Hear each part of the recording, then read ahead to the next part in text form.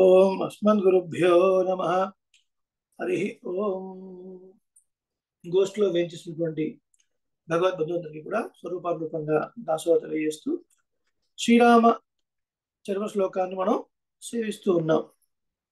నిన్నటి రోజున పూర్వాంగంగా కొంత ఉపోద్ఘాతం మనం సేవించాం. శ్రీరామ చరమ శ్లోకం ఏ సందర్భంలో వచ్చినది అన్న విషయాన్ని మనం ప్రస్తావించుకొని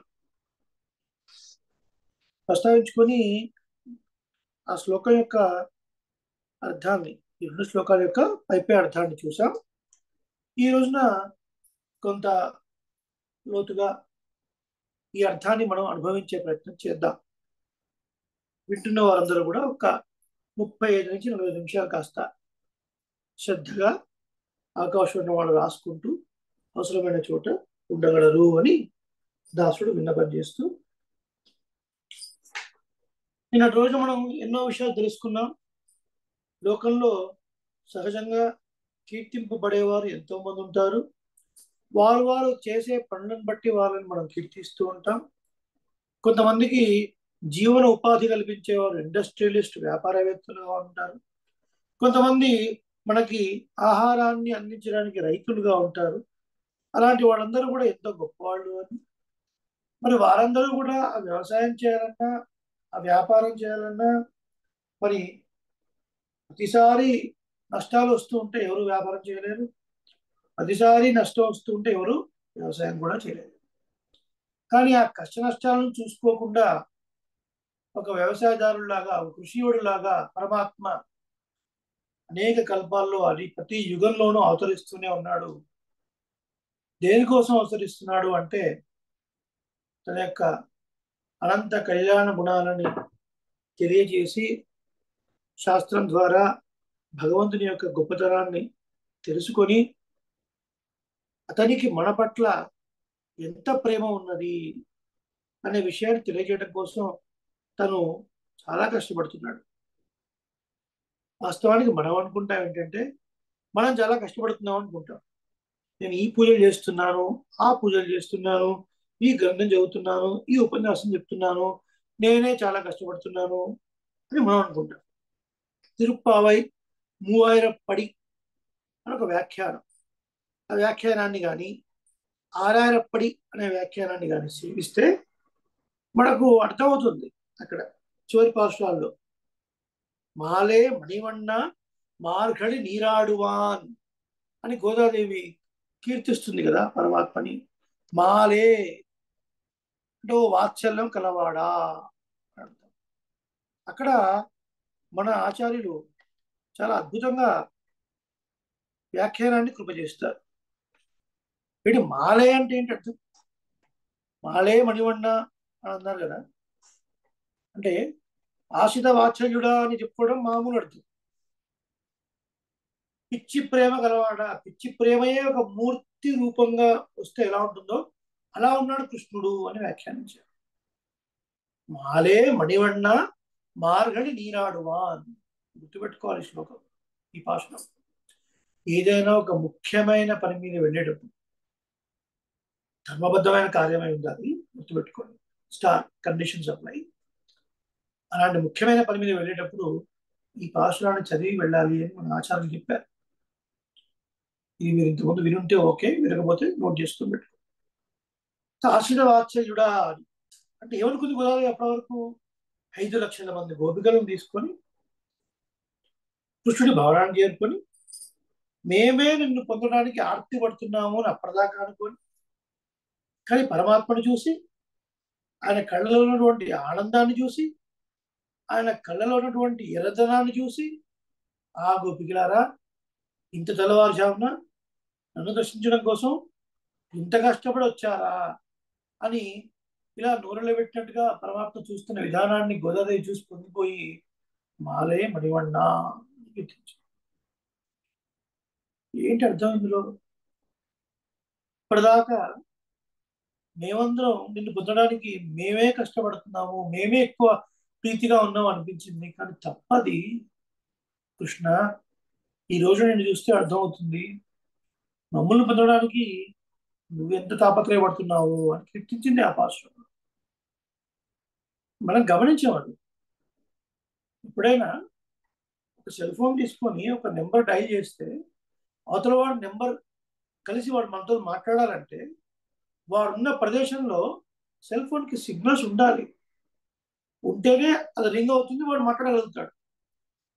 ఆ సిగ్నల్ రాని ప్రదేశంలో ఎక్కడో దాక్కుని ఉంటే మీరు ఎన్ని ఫోన్లు తీసుకొని ట్రై చేసినా వాడి ఫోన్ రింగ్ కాదు, వాడు మాట్లాడాడు.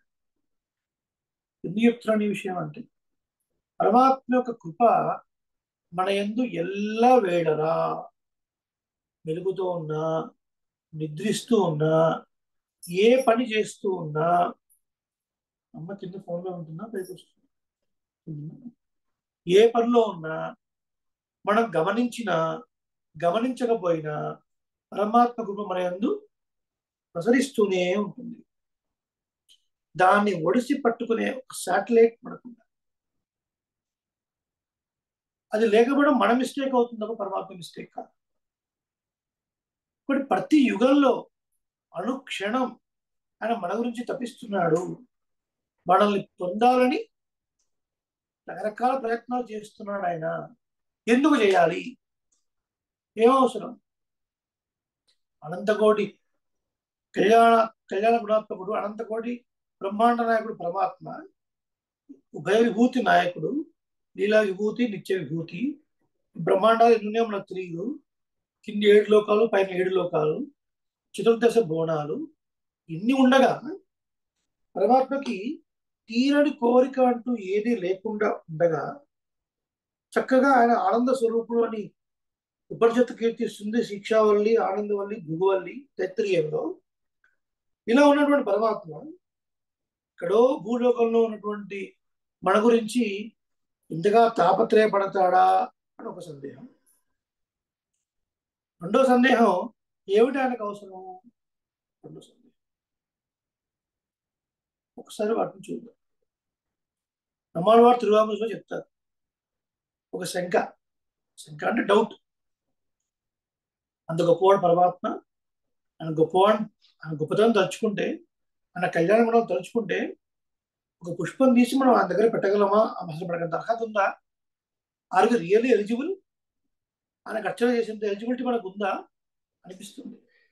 ఇక్కడ అదే సమయంలో అంత పరత్వం ఉన్నప్పటికీ పరమాత్మ ఎంతో సులభుడు కూడా అని అనేక అవతారాలు నిరూపించాడు కదా. ముఖ్యంగా శ్రీకృష్ణ అవతారంలో చూపించాడు, శ్రీరామ అవతారంలో కూడా చూపించాడు. శ్రీరామ అవతారంలో సౌశీల్యం, శ్రీకృష్ణ అవతారంలో సౌలభ్యం. సౌశీల్యం అంటే ఏంటి? ఎంత గొప్పవాళ్ళైనా, ఎంత చిన్నవాళ్ళైనా ఎటువంటి అరమరికలు లేకుండా అందరితో కలిసిమెలిసి ఉంటుంది. అలా ఉంటున్నప్పుడు నేను ఇంత గొప్పవాడిని, నాకన్నా తక్కువ వాళ్ళు వీళ్ళు, ఇలాంటి వాళ్ళతో నేను కలిసి ఉంటున్నాను అన్న భావన కూడా లేకుండా ఉండదు. అది ముఖ్యం. మనం కూడా ఉంటాం, మనం కూడా తక్కువ వాళ్ళతో ఉంటాం, కానీ మనకు అహంకారంతో ఉంటాం. నేను వాళ్ళతో కూడా కలుస్తున్నానండి చెప్పుకుంటాం. మనం కూడా మనది సౌశీల్యం అనబడదు, పరమాత్మదే అనబడదు.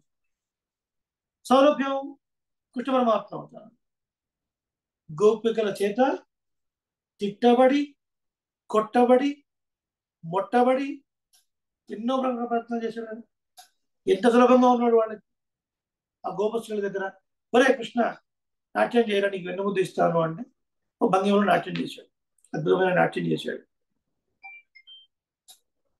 అడిగండి నాట్యం చేశాడు.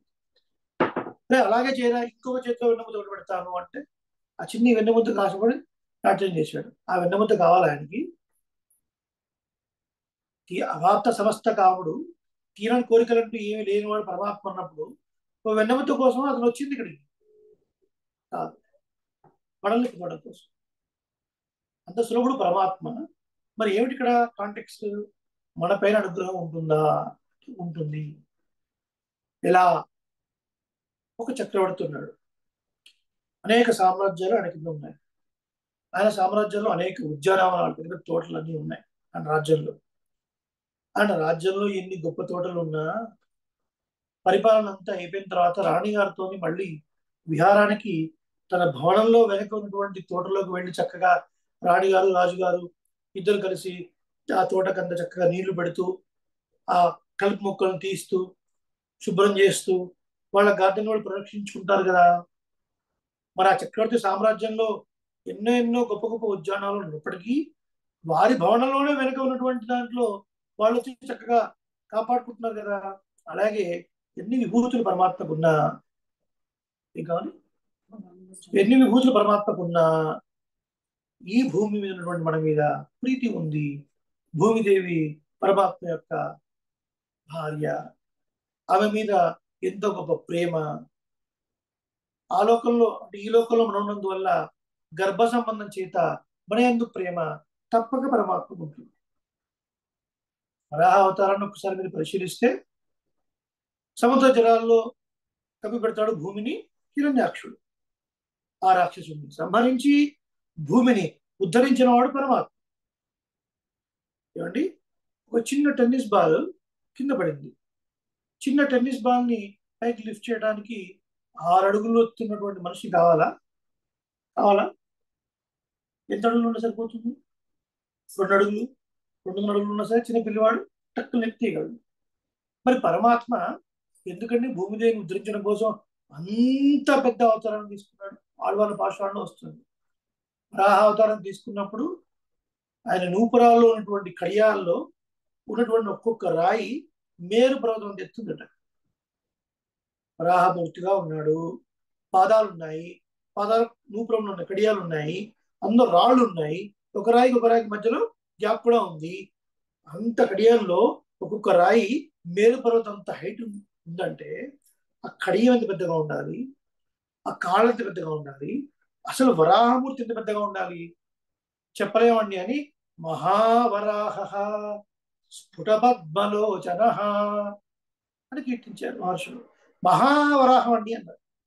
ఇంత పెద్దదండి, అంత పెద్దదండి, ఇన్ని యోజనాలండి చెప్పలేకపోయారు. మహావరాహం ఎందుకండి?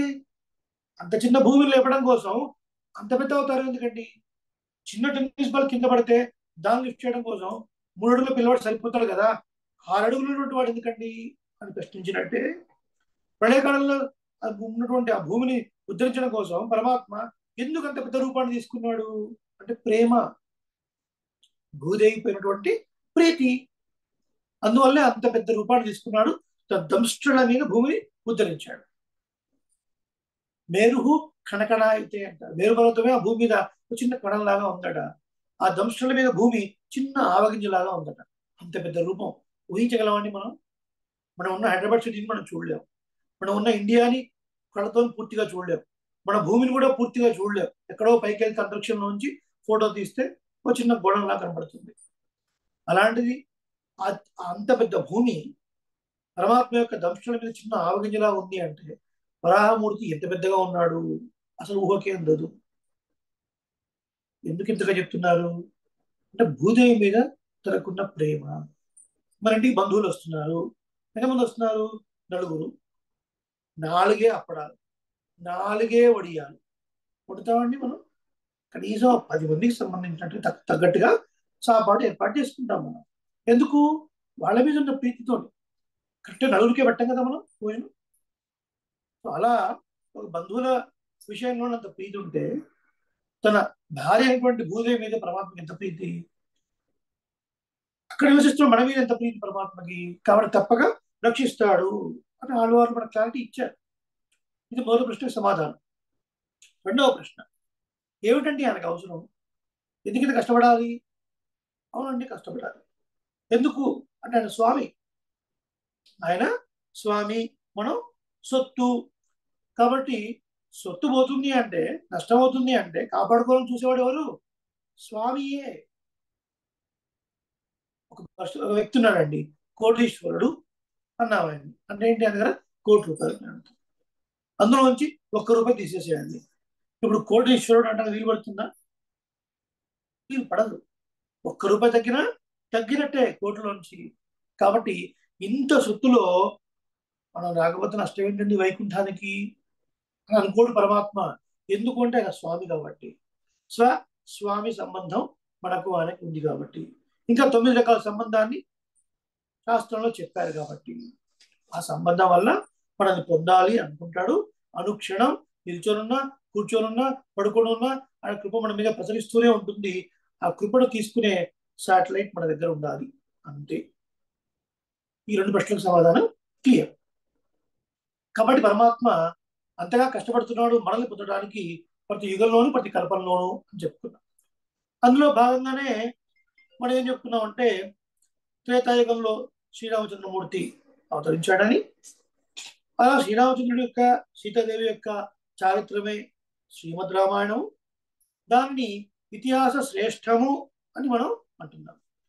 ఆ ఇతిహాస శ్రేష్టంలోనే ఉన్నటువంటి శ్రీరామ చరమ శ్లోకము సకృదేవ ప్రపన్నాయ అనే శ్లోకాన్ని మన పెద్దలు చరమ శ్లోకంగా నిర్ణయించారు. దాంతో పాటుగా ఆ శ్రద్ధలోనే కొంచెం ముందుగా వచ్చేటువంటి ఇంకో శ్లోకం కూడా ఉంది, మిత్రభావేన సంప్రాప్తం.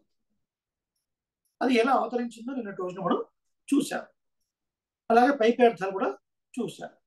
ఇప్పుడు కొంచెం లోపల అర్థాలు తెలుసుకునే ప్రయత్నం చేద్దాం. వాస్తవానికి శరణాగతి అనే ఒక టాపిక్తో మనం ప్రారంభం చేస్తే కనుక శ్రీరామాయణంలో బాలకాండ నుంచి యుద్ధకాండ వరకు ప్రతి కాండంలో ఉన్నటువంటి శరణాగతిని మనం చాలా అందంగా అనుభవించవచ్చు. కానీ దానికి ఈ తక్కువ సమయం సరిపోదు. అట్లీస్ట్ ఒక 5-6 డేస్ పెట్టుకొని చక్కగా మనం అనుభవించే ప్రయత్నం చేద్దాం. శరణాగతి భాగంలో చివరి ఈ శ్లోకంగా చెప్తారు మన పెద్దలు.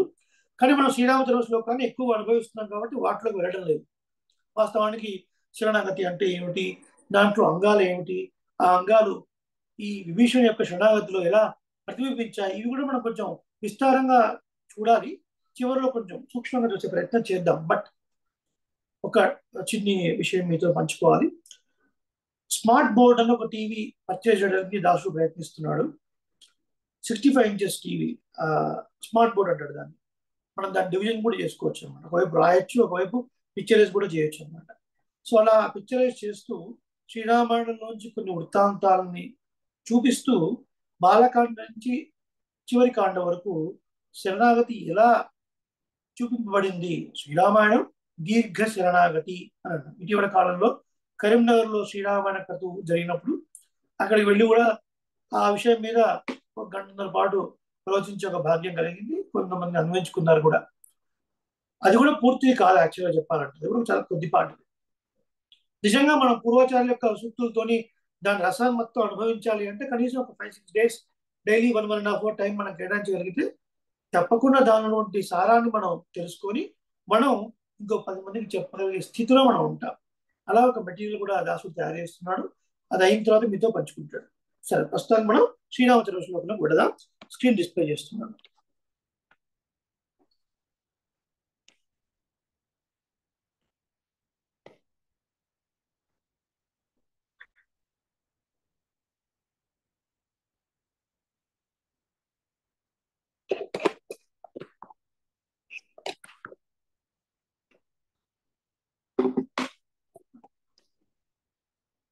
ఒకసారి మనం దీన్ని చెప్పుకుందాం.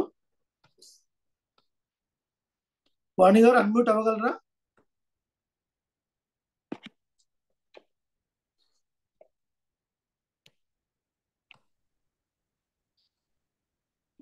అడియన్ వినిపిస్తుందా? అడియన్ దాసురాలు వాయిస్ వినిపిస్తుందండి. ఒకసారి చేద్దాం. ఓం గురుభ్యో నమః. హరి ఓం. సకృదేవ ప్రపన్నాయ తవాస్మీతి చ యాచతే అభయం సర్వభూతేభ్యో దదామ్యేతద్వ్రతం మమ మిత్రభావేన సంప్రాప్తం నత్యజేయం కథంచన దోషో యద్యపి తస్య స్యాద్ తతామేతదగర్హితం. పతానా అడియన్ సతానాది సతామేతదగర్హితం. ఇప్పుడు మనం ముందు మిత్రభావేన చూద్దాము, ఆ తర్వాత సకృదేవ చూద్దాం. ఓకేనా అండి? ఇప్పుడు ఉపోద్ఘాతం అంతా మనకు క్లియర్గా అర్థమైంది. ఏ సమయంలో శ్రీరామ్ సుగ్రీవుడు భయపడుతున్నాడు. ఏష సర్వాయుధోపేత, ఓ రామ సకల ఆయుధాలతో వచ్చాడయ్యా విభీషణుడు అని చెప్తున్నాడు. అబ్బా విభీషణుడు ఎట్లా వచ్చాడండి? సకల ఆయుధాలతో వచ్చాడు అని చెప్తున్నాడు. వాస్తవానికి విభీషణుడు సకలాయుధాలతోని ఏం రాలేదు, ఒక గద మాత్రం పట్టుకొని వచ్చాడు. అది కూడా ఆ గదని చూడండి, ఆ గదని ఇలా పట్టుకొని ఉంటే ఏదో యుద్ధానికి వచ్చాడు అనుకోవచ్చు. గదని రివర్స్ లో పెట్టి ఈ ముద్రలో వచ్చాడు. చతుర్భి సహ రాక్షసై, 4 రాక్షసులతో వచ్చాడు. ఆకాశంలో ఉన్నాడు. శుక్రుడు ఏం చెప్తున్నాడు రాముడికి? రామ రామ ఏష సర్వాయుధోపేత, అన్ని ఆయుధాలతో వచ్చాడయా అని చెప్తున్నాడు. ఏమిటక్కడ అర్థం అంటే, అన్ని ఆయుధాల్లోకి వెళ్ళి గొప్ప ఆయుధం ఏంటి? ఇది అంజలి ముద్ర. ఎందుకు పాప సుగ్రీవుడు ఇంతగా భయపడుతున్నాడు అంటే, అతి స్నేహ పాపశంకి. అంటే ఎక్కడైతే అతి స్నేహం ఉంటుందో అక్కడ భయాన్ని శంకిస్తారు. అతి స్నేహ భయశంకి. ఏమో భయం, అపకారం జరుగుతుందేమో, అపకారం జరుగుతుందేమో. ఎక్కడ ప్రేమ ఎక్కువ ఉంటే అక్కడ భయం ఎక్కువ అని అంటే. మరి ఎందుకు ఇలా అన్నాడు అంటే, ఈ ముద్ర ఎంత గొప్పవాడైనా సరే క్రీంపజేస్తుంది. ఒకసారి చెప్పదు, అంజలి అంజలి పరమాముద్ర పరమాముద్ర క్షిప్రం క్షిప్రం దేవప్రసాదిని. దేవప్రసాదిని. అంజలి అనేది పరమాముద్ర, అల్టిమేట్ ముద్ర. క్షిప్రం దేవప్రసాదిని, ఎదుటి వాళ్ళని కరింపజేసేది. ఇలా క్షమించండి, రక్షించండి అంటే చాలు కరిగిపోతారు. ఏమంటే అంజలి అంటే అర్థం ఏంటండి? అకారార్థో విష్ణు. అకారము శ్రీమన్నారాయణ చూపిస్తుంది, విష్ణుని తెలియజేస్తుంది. ఎలాగైతే శ్రీమన్నారాయణుడు జగత్కారణ తత్వమో అన్ని అక్షరాలకి ఆధారం అకారము, అలా అకారము విష్ణుని చూపిస్తుంది. అం అంటే అతనిని, అంటే పరమాత్మని అని అర్థం. జలయతి ఇది అంజలి, ద్రవింపజేస్తుంది. ఒకసారి ఇలా ముద్ర పెడితే అయ్యో అయ్యో వీడికి ఇంత కష్టపడుతున్నాడు, నమస్కారం పెడుతున్నాడు అనుకుంటాడు పరమాత్మ. నిజంగా మీరు చెప్పేది రైటేనా? అట్లా ఉంటుందా? ఒక్కసారి నమస్కారం పెడితే పరమాత్మ అంత పొంగిపోతాడా, అంత అనుకుంటాడా? మేము పడి పడి దండాలు పెడుతున్నాం, మాకు ఎన్నో కష్టాలు ఉన్నాయి, మీరు చెప్పేది మేము ఎలా నమ్మాలి అంటే, ఏదైనా ఒక విషయం మనం సేవిస్తున్నప్పుడు అది ఏ కాంటెక్స్ట్ లో వచ్చింది, అంటే ఏ ప్రకరణంలో వచ్చింది, ఏ సందర్భంలో వచ్చిందో కూడా మనం గమనించాలి. ఇప్పుడు శరణాగతుడై వచ్చాడు విభీషణుడు. అనుకూల్యస్య సంకల్పః ప్రాతికూలస్య వర్జనం రక్షిష్యతీతి విశ్వాసం గోప్తృత్వ వరణం కార్పణ్యం ఆత్మనిక్షేపం అని 6 రంగాలు ఉన్నాయి శరణాగతి. కంగారు పడద్దు, ఆ తర్వాత మీకు ఆ శ్లోకాలు కూడా అందజేస్తాను. ఇవన్నీ ఫాలో అవుతూ విభీషణుడు వచ్చాడు అక్కడికి, అన్నిటినీ సాటిస్ఫై చేస్తూ 6 రంగాల్ని. శరణాగతుడే వచ్చాడు. అలా వచ్చి నమస్కారం చేసిన వాడిని అర్థం తీసుకోవాలి. అంతేగాని ఊరికే మనసులో ఏ భావం లేకుండా ఎలా మనం చేయగలుగుతూ కూర్చుంది. అలాగే ఇన్ని కర్మలు చేసిన వాళ్ళం మనం అవశ్యం అనుభోక్తవ్యం కృతాకర్మ శుభాశుభం అని శాస్త్రం చెప్తుంది కదా. ఓ గోదాదేవి, మనం కృష్ణుని ఎలా పొందుతాము, ఇది సాధ్యమే పనేనా అని కొంతమంది గోపికలు అడుగుతారు గోదాదేవిని తిరుప్పావేలో. 5వ పాశ్రంలో మనకు వస్తుంది, மாயனை மண்ணு வடமதுரை மைந்தனை தூய பெருநீர் யமுனை துறைவனை ఆయర్కులత్తినిల్ తోన్ను మణి విளக்கு. ఆ భాషలో తూములడు తూవి తొడదు వాయినాలు పాడి మడత్తిన సిండిక్క అని చెప్తుంది. అంటే పరిశుద్ధ హృదయంతో అంటే అర్థం ఏంటి? మనసా వాచా కర్మణ అని అర్థం. మనసా వాచా కర్మణ పరమాత్మనే మనం భావిస్తూ, అంటే బుద్ధి త్యాగం చేయటము అని అర్థం. ఏ రకాల త్యాగాలు మనం చెప్పుకున్నాం ఇంత ముందు కూడా. కర్తృత్వ త్యాగము, మమతా త్యాగము, ఫలత్యాగము. ఈ మూడింటిని, ఇది నేను చేస్తున్నాడు, ఇది నాకు సంబంధించింది, దీనివల్ల నాకేదో ఫలము అని పక్కన పెట్టేసి పరమాత్మయే ఫలము అని మనం ఒక పుష్పాన్ని సమర్పించి చక్కగా నామాన్ని కీర్తించి మనసులో తలిస్తే ఎన్ని కోట్ల జన్మలో చేసిన పాపాలైనా కూడా అగ్నిహోత్రంలో వేసిన దూది పింజలుగా నశించిపోతాయి అని చెప్పింది కదా గోదాదేవి. అది కూడా మనం సేవించాం కదా. ఇప్పుడు శరణాగతుడే వచ్చాడు విభీషణుడు. అలాంటి శరణాగతుడే వచ్చిన విభీషణుడు గురించి ఇప్పుడు పరమాత్మ చెప్తున్నారు శ్రీరామచంద్రమూర్తి. ఎవరికి? సుగ్రీవుడికి చెప్తున్నాడు. ఇంతకుముందు ఏం చెప్పాడు? నువ్వేం భయపడక్కర్లేదయా, ఆయన వల్ల నాకేదో ఇబ్బంది వస్తుంది అనుకున్నావు. ఈ భూలోకంలో ఉన్న వాళ్ళంతా కలిసి వచ్చినా కూడా నాకేం ప్రమాదం లేదు అని చెప్పాడు. చెప్పి ఇంకో మాట కూడా చెప్తున్నాడు విను అని. మిత్రభావేన సంప్రాప్తం నా త్యజేయం కథంచన దోషో యద్యపి తస్య స్యాత్ సదా మేతదగర్హితం.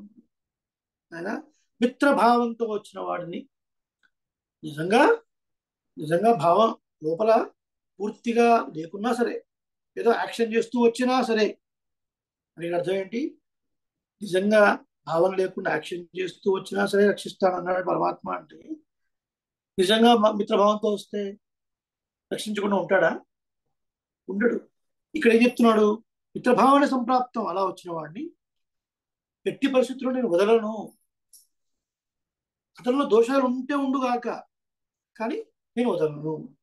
సత్పురుషులకు ఇది నిందింపబడనది కాదు అని అర్థం. ఏంటో అర్థం కావట్లేదు, కొంచెం లోపలికి వెళితే ఈజీగా అర్థమవుతుంది. ఏమన్నాడు ఇక్కడ? దోషో యద్యపి తస్య స్యాత్, దోషాలు ఏవైనా ఉన్నప్పటికీ కూడా నేను నత్యజేయం కథంచన, ఎట్టి పరిస్థితుల్లో వదలను. సతామేతదగర్హితం, ఇది సత్పురుషులకు నిందింపబడని విషయము. అంటే సత్పురుషులకు ఇది పూజనీయమైనదయ్యా అన్నాడు. చూద్దాం ఒకసారి ఏమన్నాడు ఇక్కడ. మిత్రభావంతో రావడం అంటే ఏంటి? మిత్రభావంతో అంటే నిజంగా లేకున్నా అని ఒక అర్థం. ఇంకొకటి శరణు కోరి వచ్చుట అని ఇంకొకటి అర్థం. ఇది గోవిందరాజయ్య వ్యాఖ్య అనుసరించి చెప్పడం జరుగుతుంది ఈ విషయాలన్నీ మీకు. శరణు కోరి వచ్చుట అని అర్థం అన్నమాట. అయితే శరణు కోరి వచ్చుట అనేది ఇంతకు ముందు శ్లోకాల్లో కూడా మనకు విభీషణుడు చెప్పినప్పుడు కనపడుతుంది. సర్వలోక శరణ్యాయ రాఘవాయ మహాత్మనే అని దగ్గర. అంతకుముందు కూడా శరణ్యం శరణంగత, మళ్ళీ విదిత సహి ధర్మజ్ఞ శరణాగత వత్సర అని సీతాదేవుడు సుందరకాండలో చెప్తుంది. ఎవరికి? రావణాసురుడికి. శ్రీరాముడు ధర్మజ్ఞుడు, శరణాగత వత్సరుడు అయ్యని ప్రసిద్ధి చెందినవాడు. శరణాగత వత్సరుడు అని ప్రసిద్ధి చెందినవాడు శ్రీరాముడు. కాబట్టి ఓ రావణ, తేన మైత్రీ భవతుతే ఏది జీవితమిచ్చసి, ఒకవేళ నీకు బతికి బట్టగట్టాలని ఉంటే శ్రీరాముడితోని మైత్రి చేయవయ్యా అని చెప్పింది. అదేంటండి? శరణు కోరు అనవచ్చు కదా సీతాదేవి. అంటే వాడి స్వరూపం ఎట్లాంటిది? రావణాసుడిది పరిపూర్ణ అహంకారం. అహంకారానికి నిలువెత్తు రూపం. అహంకారాన్ని గీయండి అంటే గీయలేము. రావణాసుడిని గీశారనుకోండి, దట్ ఈస్ ఈక్వల్ టు అహంకారం అని రాయొచ్చు, 100 మార్క్స్ వస్తాయి. ధర్మాన్ని గీయండి, ధర్మానికి రూపం లేదు, గీయలేము. కానీ శ్రీరాముడి బొమ్మను గీస్తే ఈజ్ ఈక్వల్ టు ధర్మం, 100 మార్క్స్ గ్యారంటీ. ఏమర్థమైంది ఇక్కడ? నిలువెత్తు అహంకార స్వరూపం రావణాసురుడు. వాడు ఏమన్నాడు? ఆ బాణాలు వచ్చి నా మీద పడ్డా సరే, కత్తితో నరికేసినా సరే, నా శరీరం 2 ముక్కలైనా సరే, నేను వెనక్కే పడతాను కానీ ముందుకు మాత్రం పడను అన్నాడు. ముందుకు మాత్రం పడను అన్నాడు. ఎందుకంటే శరీరాన్ని భాగం చేసి ముందుకు పడితే అప్పుడు నా పాదాలు వెళ్ళి రాముడు, నా తల వెళ్ళి రాముడి పదాలు తగులుతుంది, ఎవరికి నమస్కారం చేయను నేను అన్నంత అహంభావంతో ఉన్నాడు. కాబట్టి వాడిని పట్టుకొని నువ్వు వెళ్ళి శరణు వేడు అని చెప్తే వాడు వింటాడా? వినడు. కాబట్టి సీతాదేవి, నాయన రాముడు శరణాగత వత్సలుడయ్యా అంటే వాత్సల్యం కలిగిన వాడు. వత్స అంటే ఆవు దూడ అని అర్థం. గతంలో కూడా చెప్పుకున్నాం. అప్పుడే డెలివరీ అయిన తర్వాత ఆవు, ఆ దూడ మీద మావి అని ఒక జిగట లాంటి పదార్థం ఉంటుంది. అది దోషం అయినా సరే దాన్ని అసహించుకోకుండా తల్లి దగ్గరికి తీసుకొని నాకి నాకి నాకి దాన్ని శుభ్రం చేసి దగ్గర తీస్తుంది. అంటే దోషాన్ని కూడా గుణంగా భావించడం వాత్సల్యం. అలాంటి గొప్పవాడయా రాముడు. మైత్రి చేసుకో కనీసం. తేన మైత్రి భవతుతే ఏదో జీవితం ఇచ్చసి, బతకాలంటే వెళ్ళి మైత్రి చేసుకోయా, ఫ్రెండ్షిప్ చేసుకో కనీసం. వదిలేస్తాడండి రాముడు, ఆయన వదలలేదు. అంటే ఈ 2 రకాలైనటువంటి శబ్దాలు వినడం వల్ల మిత్రభావేన సంప్రాప్తం అనడంలో శరణాగతుడై వచ్చినటువంటి వాడు అయినటువంటి వాడిని నా త్యజేయం కథంచన. ఎలా విడవగలనాయా నేను? ఎట్టి పరిస్థితుల్లో కూడా నేను అతన్ని విడవలేను. దోషం యద్యపి, ఇంతకుముందు నిన్నటి చెప్పుకున్నాం మనం. నలుడు, నీలుడు, జాంబవంతుడు, సుగ్రీవుడు రకరకాల దోషాలు చెప్పాడు. అయ్యో వాడు రావణాసుడు తమ్ముడు అని చెప్పారు. వాడే ఒప్పుకున్నాడండి. దుర్వృత్త, రావణో దుర్వృత్త అని చెప్పాడు వాడే. అలాంటి దుర్మార్గుడు తమ్ముడు అని చెప్పుకున్నాడు, సహోదర అని చెప్పుకున్నాడు అని కొంతమంది అన్నారు ఇంటర్వ్యూ చేద్దాం, ఇంటర్వ్యూ చేసేసి అతను ఎందుకు వచ్చిన పర్పస్ ఏంటో తెలుసుకొని అప్పుడు యాక్సెప్ట్ చేద్దాం అన్నారు. కొంతమంది అన్నారు రాక్షసుడు బుద్ధి మారదు, నువ్వు పడుకొని ఉన్నప్పుడైనా సరే నీకు ఏదైనా అపకారం తలపెట్టొచ్చు రామా, కాబట్టి నువ్వు నమ్మడానికి వీలు లేదు అని కొందరు ఉన్నారు. ఇలా అనేక దోషాలు చెప్పారు. ఎవరి మీద? విభీషణుడి మీద. ఎవరికి? రాముడికి. ఆ దోషాలు ఉన్నాయని మీరు చెప్తున్నారు. నిజంగా అందులో ఆయనలో ఉన్నాయో లేవో నాకు తెలియదు. ఒకవేళ ఉన్నా అంటే మీరు చెప్పినటువంటి దోషాలు ఒకవేళ ఉన్నా కూడా హనుమంతుడు ఏం చెప్పాడు? అతనిలో దోషాలు లేవని చెప్పాడు. మిగతా వాళ్ళందరూ దోషాలు ఉన్నాయని చెప్పారు. ఇప్పుడు అందరినీ కూర్చోబెట్టి వాళ్ళ వాళ్ళ అభిప్రాయాలు అడిగాడు రామచంద్రుడు. వాళ్ళ వాళ్ళ అభిప్రాయాలు అడిగి ఈయన ఫైనల్ గా ఒక నిర్ణయం చెప్పారు. కోర్టులో మనకు కనపడుతుంది. అందులోంచి కొంచెం ఇందులోంచి కొంచెం తీర్పు తీసుకొని తీర్పు చేస్తారు. అట్లా చమత్కారంగా రాముడు సుగ్రీవుడు చెప్పింది, సుగ్రీవుడు ఇన్ ద సెన్స్ సుగ్రీవుడు రిప్రజెంటేటివ్స్ అంగదుడు, జామవంతుడు, నలుడు, నీడు వీళ్ళు చెప్పింది ఒప్పుకున్నాడు. హనుమ చెప్పింది ఒప్పుకున్నాడు. ఎలా కుదురుతుందండి ఇద్దరు చెప్పింది ఒప్పుకోవడం? ఏదో ఒక్కడు కదా. సుగ్రీవుడు అండ్ టీం చెప్పింది ఒప్పుకుంటే విభీషణుడు తీసుకోవద్దు, క్లియర్. హనుమ చెప్పింది ఒప్పుకుంటే విభీషణుడు తీసుకోవాలి, క్లియర్. మరి వీళ్ళది ఒప్పుకున్నారు వాళ్ళది ఒప్పుకున్నారు అంటే ఎలా కుదురుతుంది అంటే అవును. ఏంటంటే వీళ్ళు ఏమన్నారు? దోషాలు ఉన్నాయి అన్నారు సుగ్రీవుడు వాళ్ళు. దోషాలు ఉన్నాయి కాబట్టి తీసుకోకూడదు. ఈ తీసుకోకూడదు అన్నది పక్కన పెట్టాడు రామచంద్రమూర్తి. పక్కన పెట్టి దోషాలు ఉన్నాయి అన్న పదాన్ని తీసుకున్నాడు. హనుమంతుడు ఏమన్నాడు? అతను ధర్మాత్ముడు కాబట్టి తీసుకోవచ్చును అన్నాడు. హనుమంతుడు చెప్పిన ధర్మాత్ముడు అన్న పదాన్ని పక్కన పెట్టాడు రామచంద్రుడు. పక్కన పెట్టి తీసుకోవచ్చును అని తీసుకున్నాడు. ఇప్పుడు దీన్ని ఈక్వల్ చేస్తే ఏమైంది? దోషాలు ఉన్న వాడిని తీసుకోవచ్చును అని క్లియర్ అయిపోయింది కదా. దోషాలు ఉన్న వాడిని తీసుకోవచ్చునయా, తీసుకుంటాను నేను యాక్సెప్ట్ చేస్తాను అన్నాడు.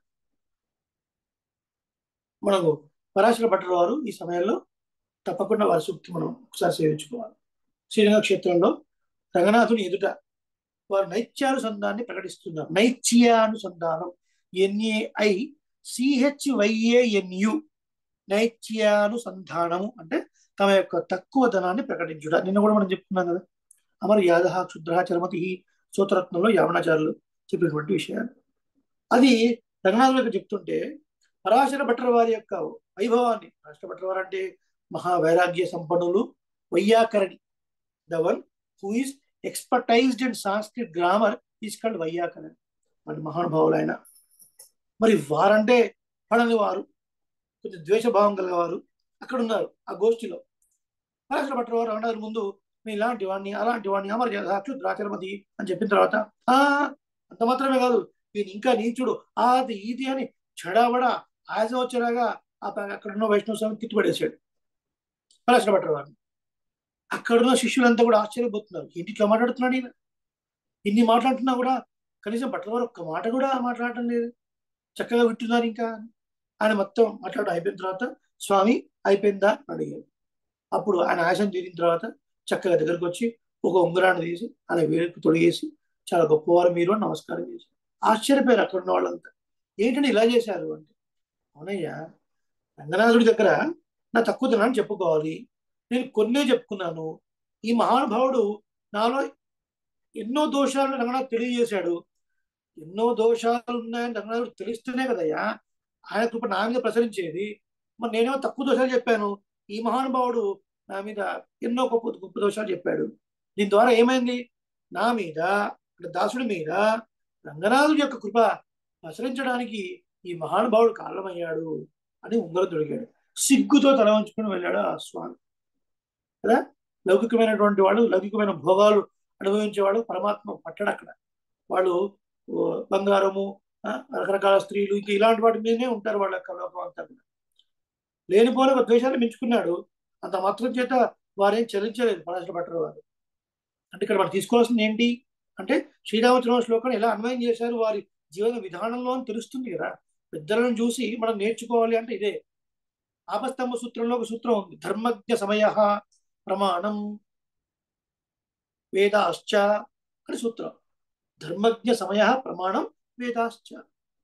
ఏది ప్రమాణం అంటే వేదాలు కూడా, అంతకన్నా ముందు ధర్మజ్ఞ సమయ, మహానుభావులైనటువంటి వాళ్ళ జీవన విధానము అదే ప్రమాణము, వేదాలు కూడా అని తర్వాత చెప్పేశాడు ఆయన. అంటే దీని అర్థం అవుతుంది, ప్రాధాన్యం దేనికి ఉంది? మహానుభావుల యొక్క జీవన విధానానికే ప్రాధాన్యం ఎక్కువగా ఉంది. వాళ్ళ జీవితాన్ని ఎలా ఎలా సాగించారు. ఒక మాట మన అంటేనే పడలేకపోతున్నాయి వాళ్ళు ఈ రోజుల్లో. అంతమంది దగ్గర ప్రమాణ సన్నిధిలో అలాంటి మహానుభావులు భట్టర్ వారు ప్రతి ఏకాదశి మరి వారిని స్మరించుకొని మనం భగవద్గీత దర్పణాన్ని సేవిస్తున్నాం కదండి, పంక్తి కాలక్షేపంగా.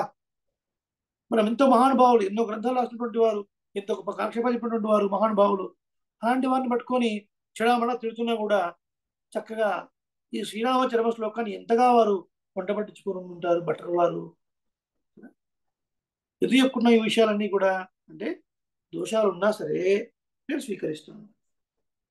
ఏంటి? అవునండి, మరి లోకంలో ఒక సామెత ఉంది కదా, ఏంటది? దుష్టులకు దూరముగా ఉండుము ఉందా లేదా? దుష్టులకు దూరంగా ఉండాలి, వాడు అక్కడికి చూస్తున్నా ఇక్కడ వెళ్ళిపోవాలి అని ఉంది. అలాంటిది మీరు దుష్టుల్ని దగ్గర తీసుకుంటా అంటారు ఏంటి? మళ్ళీ రెండు విషయాలు ఇక్కడ, ఒకటి సామాన్య న్యాయము, రెండవది విశేష న్యాయం. దుష్టులకు దూరముగా ఉండుట సామాన్య న్యాయం, కానీ శరణాగతుడు, విభీషణుడు శరణాగతుడై ఉన్నాడు అంటే రాముడు ఏం ఫైనల్ చేయట్లేదండి. విభీషణుడు దోషాలతో ఉన్నవాడు అని రాముడి అభిప్రాయం ఏం కాదు. మిగతా వాళ్ళ అభిప్రాయం ప్రకారంగా ఒకవేళ దోషాలు ఉన్నా కూడా అర్థం చేసుకున్నాడు, ఉన్నా కూడా తీసుకోవచ్చును అని అన్నాడు. ఎలా అండి అంటే విశేష న్యాయము, అతను శరణాగతుడు, శరణు కోరి వచ్చినటువంటి వాడు కాబట్టి అతను తీసుకోవచ్చయ్యా అన్నాడు. రాముడు మరి ఒక మాట అలా అన్నాడంటే, రాముడు ఇలాంటి వాడండి, ప్రమాణం ప్రకారంగా నడిచేవాడు. మన ఋషులు ఇలా చెప్పారు, మన పెద్దలు ఇలా చెప్పారు అని ప్రతిదానికి ఒక మాట జోడిస్తూ తన జీవనాన్ని సాగించి చూపించినటువంటి వాడు మహానుభావుడు. ఏదో మనలాగా వాట్సాప్లో ఫేస్బుక్లో ఫార్వర్డ్ మెసేజ్ పంపించి జీవనం నడిపించినటువంటి వాడు కాదు శ్రీరాముడు. ప్రతిది తస్మాత్ శాస్త్రం ప్రమాణంతే కార్యకార్య వ్యవస్థితవు అని గీతలో పరమాత్మ చెప్పినట్టుగా ప్రతిది ప్రమాణమే అని చెప్తున్నాడు. అంటే మనకు వేదం ఏం చెప్తుంది అంటే, తస్మాదపి వధ్యం ప్రపన్నం న ప్రతి ప్రయచ్చంతి అని వేదంలో ఒక వాక్యం ఉంది. దీని అర్థం ఏంటి? చంపదగినంతటువంటి తప్పు చేసిన వాడైనా సరే, వాడు ఒకవేళ నాయనా నీవే శరణు, నీవు తప్ప ఇంకొక గతి లేదు అని వాడు ప్రార్థిస్తే వాడిని విడిచిపెట్టాలి తప్ప కత్తి తీసుకుని వాడిని నరికేయకూడదు, తప్పు అని స్పష్టంగా చెప్పింది వేదం. సో దానికి రిటర్న్ చేస్తున్నారు మన పూర్వాచార్యులు. కాబట్టి ఆ ప్రకారంగా దుష్టులకు దూరముగా ఉండుట అనేది సామాన్య న్యాయం అండి. కానీ శరణాగతుడైనటువంటి వాడు చంపదగిన వాడైనప్పటికీ సరే వాడిని చంపకూడదు, వాడిని రక్షించే తీరాలి అని వేదవాక్యం ఉంది కాబట్టి ఇక్కడ నేను స్వీకరించే తీరుతాను అన్నాడు రాముడు. అరణ్యకాండలో మనం ఒకసారి పరిశీలిస్తే, పాపం ఏహ పశ్య శరీరాన్ని మునీనాం భావితాత్మన అని పాపం ఆ మహర్షులందరూ కూడా రాముడిని చేరి, ఆయన రామ చూడు ఇక్కడ గుట్టలు గుట్టలుగా పడి ఉన్న మునుల శరీరాలు ఎలా ఉన్నాయో రాక్షసులు సంహరించారయ్యా, పరమ దుర్మార్గులు వీళ్ళంతా, వీళ్ళ నుంచి మాకు రక్షణ కల్పించు రామా అని మునులందరూ వచ్చి శ్రీరాముడిని వేడుకుంటే పాప శ్రీరాముడు సిగ్గుపడ్డాడు. ఎందుకని సిగ్గుపడటం అంటే, అయ్యో అసలు నేనే వీళ్ళ దగ్గరికి వెళ్ళి ఎందుకు వచ్చారు మీరు, మీ సమస్యలు ఏంటి అని కనుక్కోవాల్సి ఉండగా వీళ్ళు నా దగ్గరకు వచ్చేంత వరకు నేను వెయిట్ చేశానా, క్షీరేషాహి మమాతులా, అయ్యయ్యో అని సిగ్గుపడ్డాడు శ్రీరామచంద్రమూర్తి. అరణ్యకాండలో రాసిన మహర్షి. అలా ఉండగా ఇప్పుడు మరి విభీషణుడు వచ్చినప్పుడు, శరణగోరి వచ్చినప్పుడు నేను ఎలా స్వీకరించకుండా ఉంటాను? ఒకవేళ దోషంలో స్యాత్ ఉండుగాక, స్యాత్ అంటే ఉండుగాక, దోషాలే ఉండుగాక అయినా సరే ఏం పర్వాలేదు నేను స్వీకరిస్తాను. ఇలా స్వీకరించడం అనేది సత్పురుషులకు మెచ్చుకునే పనే తప్ప అగర్హితం కాదు. అనేంటి? గ్రహింపదగినది కాదు, ఒకళ్ళు వేరెత్తి చూపేది కాదు అని అర్థం. సతాం ఏతత్ అగర్హితం, రెండో శ్లోకంలో విడదీసుకోండి. సతామేతదగర్హితం అని ఉంది కదా, విడదీసుకోండి. సతాం సత్పురుషులకు, ఏతత్ ఇది, అగర్హితం పూజింపబడదగినదే, తీసేసేది కాదు, దోషాలు చూపించేది కాదు అని అర్థం. అంటే ఏంటి, దోషాలు ఉన్నవాడిని కాపాడడం అనేది గొప్ప విషయమే తప్ప తక్కువతనం కాదయా. అన్ని బాగున్నవాడిని ఏం కాపాడేది ఏంటి కదా, అన్ని మంచి గుణాలు ఉన్నవాడిని వాడి వాడి ధర్మమే వాడి గుణమే కాపాడుతుంది వాడిని. అలాంటి వాడు నేను పని కట్టుకుని కాపాడేది ఏంటి, దోషాలు ఉన్నవాడిని కదా నేను కాపాడాలి. అలా దోషాలు ఉన్నవాడిని స్వీకరించడం వల్ల రావడం గొప్పవాడు అని నాకు పేరు వస్తుంది తప్ప నాకేం తక్కువదనం కాదు కదా అని చెప్తున్నాడు రామచంద్రుడు సుగ్రీవుడితో. మిత్రభావేన సంప్రాప్తం అని అర్థం. అంటే పరమాత్మ యందు పరిపూర్ణ విశ్వాసము, ఆయనే కాపాడుతాడు అనేటువంటి అధ్యావసాయం కనపడుతున్నది అక్కడ. ఆనుకూల్యస్య సంకల్ప, అంటే పరమాత్మను చేర్పినటువంటి విషయంలో అనుకూలతను కలిగి ఉండటం, పాజిటివ్గా ఉండటము. ప్రాతికూల్యస్య వర్జనం, అతన్ని చేరుకోవడానికి వేటను వదిలేయటము. ఉన్నాడు రావణాసుడి దగ్గర, మంచి చెప్పి చూశాడు, వినలేదు, ఇది మనకు అక్కర్లేదు, ధర్మాచరణకు ఏమాత్రం యోగ్యం కాదు, పరమాత్మను చేరుకునే మార్గమే లేదు అక్కడ. ప్రాతికూల్యస్య వర్జనం వదిలేశాడు అక్కడ. అనుకూల్యస్య సంకల్ప, రాముడు ధర్మాత్ముడు, శరణాగత వత్సలుడు, ఇక్కడ భగవంతుని అనుకూలం కలిగి అతని దగ్గర వెళ్ళాలి అనుకున్నాడు. రక్షిష్యతి ఇది విశ్వాస, తప్పక రక్షిస్తాడు అనే విశ్వాసం విభీషణుల్లో పరిపూర్ణంగా ఉంది. లేకపోతే చక్వా దారాంశ్చ పుత్రాశ్చ, అందరి సంపదని, భార్యని, పిల్లల్ని వదిలేసి అమాంతం ఆకాశంలో ఎగిరి వచ్చాడంటే ఏం, ఒకవేళ రాముడు కాదంటే ఇంకో చోటికి వెళ్ళడానికి అవకాశం కూడా లేదు. అకించిన్యత్వము అనన్యగతిత్వము, నీవేనయ్యా ఉపాయము, రాముడే ఉపాయము. గోతృప్త వరణం, 4 చెప్పుకున్నాయి ఇప్పుడే. ఆనుకూల్య సంకల్పం, పరమాత్మను అనుకూలత కలిగి ఉండటము, ఆయన చేరాలి అనుకోవటము. ప్రాతికూల్యస్య వర్జనము, ఆ ప్రాసెస్ లో అడ్డుపడ్డవాన్ని తల్లి, భార్య, బిడ్డ, గురువు ఎవరైనా సరే వదిలేసామని చెప్పి చేస్తాం. వదిలేశాడు, అన్నయ్య వదిలేశాడు, భార్య ప్రాంతం వదిలేశాడు. రక్షిష్యతి ఇది విశ్వాస, తప్పక శ్రీరాముడు నన్ను రక్షించే తీరుడు అనే దృఢమైన విశ్వాసం కలిగి ఉన్నాడు విభీషణుడు. కాబట్టి అన్నిటిని వదిలేసి, రామ, భార్య, పుత్రులు, రాజ్యం, ప్రతిదీ నీయందే నీయందే నీయందే అని డిక్లేర్ చేశాడు. కాబట్టి రక్షిష్యతి ఇది విశ్వాస. గోప్తృత్వ వరణం అంటే ఈయన నన్ను రక్షిస్తాడు అని అతను వరించుట, అతను యాక్సెప్ట్ చేయుట. కార్పణ్యం, మన దీనత్వాన్ని ప్రకటించుకునుట, నా తక్కువదనని చెప్పుట పరమాత్మ దగ్గర. ఆత్మనిక్షేప, మన యొక్క రక్షణ భారాన్ని పరమాత్మ యందు ఉంచుట, దానికి న్యాసము, భరన్యాసము అని పేరు. అదే శరణాగతి. నీవే దిక్కు, నీవే ఉపాయం. Simple, very simple. ఇది మానసికంగా చేసేది, ఇది ఒక్కసారి చేసేది, తర్వాత చూద్దాం, ఒక్కసారి చేసేది. సో అలా మరి ఇక మిత్రభావమైన దానికి ఇంకా కొంచెం లోపలికి వెళ్ళి చూడొచ్చును. సరే, 2 నిమిషాలు క్లోజ్ చేద్దాం దాన్ని. మితాత్ త్రయతే ఇది మిత్రం, పరిమితమైన ఫలాన్ని ఇచ్చేవాడు మిత్రుడు అని ఒక అర్థం ఉంది. తన్ మిత్రం ఎత్ర విశ్వాస, ఎక్కడ విశ్వాసం ఉంటుందో అతడు మిత్రుడు అనబడతాడు. మిత్రుడు ఇచ్చే ఫలం చాలా చిన్నది, కానీ భగవంతుడు ఇచ్చే ఫలం చాలా పెద్దది సుమా.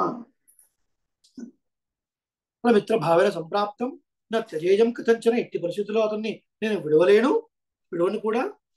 కాబట్టి అతను దోషాలు ఉన్నప్పటికీ కాక అతన్ని తీసుకోవడం నాకు గొప్పతనాన్ని కలిగిస్తుంది తప్ప నాకేం తక్కువతనం కాదయావు సుగ్రీవా.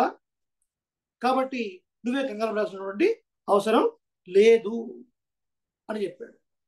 అని చెప్పి ఇంకొక శ్లోకం చెప్తున్నాడు, అదే సకృదేవ ప్రపన్నాయ. దీన్నే శ్రీరామచరణ శ్లోకం అని మన పెద్దలు చెప్పారు. అయినప్పటికీ కూడా మిత్రభావాన్ని కూడా చేర్చి సేవించడం కూడా మనకు పెద్దలు ఏర్పాటు చేసింది.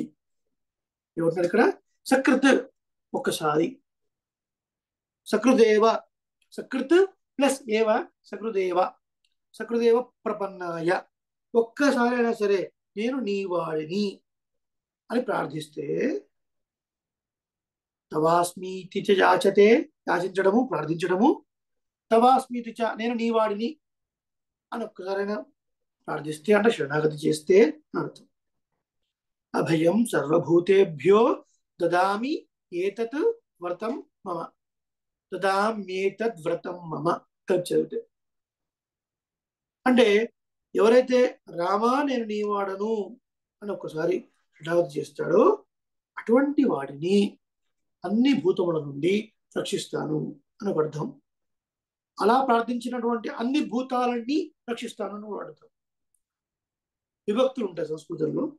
ఆ విభక్తుల ప్రకారంగా రెండు రకాలు కూడా ప్రార్థన చెప్పుకోవచ్చు. ఒకటి, అలా అడిగిన వాడిని, ఇప్పుడు నువ్వు వచ్చి నన్ను అడిగావు, అడిగినప్పుడు అందరి నుంచి నేను రక్షిస్తాను అని ఒక అర్థం. అలా నన్ను ఎవరైతే అడుగుతారో అడిగిన వాడు అందరినీ రక్షిస్తానని ఇంకొక అర్థం. అర్థమైంది? రెండు రకాల అర్థాలు చూద్దాం ఒకసారి. ఏమంటున్నాడు ఇక్కడ అంటే సకృత్ ఏవా ఇంతకుముందే చెప్పాడు శ్రీరామచంద్రమూర్తి. ఏమన్నాడు అక్కడ అంటే శృతి వాక్యం కూడా ప్రమాణం చూపించారు అక్కడ. శృతి అంటే వేదము, వింటూ నేర్చుకోబడేది కాబట్టి వేదము అన్నాం. అంటే తస్మాదపి వధ్యం ప్రపన్నం నా ప్రతి ప్రయచ్చంతి. అంటే గొప్ప ఎంతో మహా తప్పు, గొప్ప తప్పు చేసి చంపదగిన వాడు అనే ముద్ర అనే లేబుల్ ఉన్నప్పటికీ కూడా అలాంటి వాడు వచ్చి ఒకసారి శరణు వేడితే మనం వాడిని రక్షించాలి అని వేదం చెప్తుంది. లౌకికంగా కూడా మనం చూస్తున్నాం కదా. ఆగస్టు 15, జనవరి 26 వచ్చింది అనుకోండి, ఏమవుతుంది అప్పుడు ఎంతో గొప్ప గొప్ప డైలాగ్ చేసిన ఖైదీలు కూడా కొంత మార్పు కలిగి క్షమాభిక్ష పెడుతున్నారు కదా. పెట్టేప్పుడు గవర్నర్ చేతిలో రాష్ట్రపతి చేతిలో వాళ్ళకి ఆ శిక్షణ మాఫీ చేసి వాళ్ళు విడుదల చేస్తున్నారా లేదా? వాస్తవానికి వాడు అనుభవించాల్సినటువంటి ఆ కాలం ఇంకా ఉన్నప్పటికీ కూడా ఎంతో గొప్ప తప్పు చేశాడు గతంలో. వాడు గతంలో చేసిన తప్పు చాలా చాలా చాలా చాలా పెద్ద తప్పు అయినప్పటికీ వారి పరివర్తనలో మార్పు కలిగి శరణు వేడుకున్నప్పుడు వాడిని రక్షిస్తున్నారా లేదా? లౌకికంగా కూడా క్షమాభిక్ష పెడుతున్నామా లేదా? మరి మన దగ్గరే ఈ వ్యవస్థ ఉన్నప్పుడు అనంత కోటి బ్రహ్మాండాలని పరిపాలించే స్వామి, ఆయన యొక్క ఆజ్ఞలో నడుస్తున్నటువంటి ఈ లోకాలు, అనంత కళ్యాణ గుణములకు ఆకరము అంటే స్థానం అనేటువంటి స్వామికి ఇంకెంత కృప ఉండాలి? ఒకసారి ఆలోచించుకోండి మీరే కదా. కాబట్టి అలాంటి వాడిని తప్పగా కాపాడుతాడు అని చెప్పాడు. ఎలా అన్నాడు మరి? సకృదేవ ఒక్కసారి చాలయ్యా అన్నాడు. కపోత వృత్తాంతాన్ని కూడా చెప్పాడు. ఇప్పుడు పావురాలు, ఒక పావురాన్ని కొట్టాడు వేటగాడు.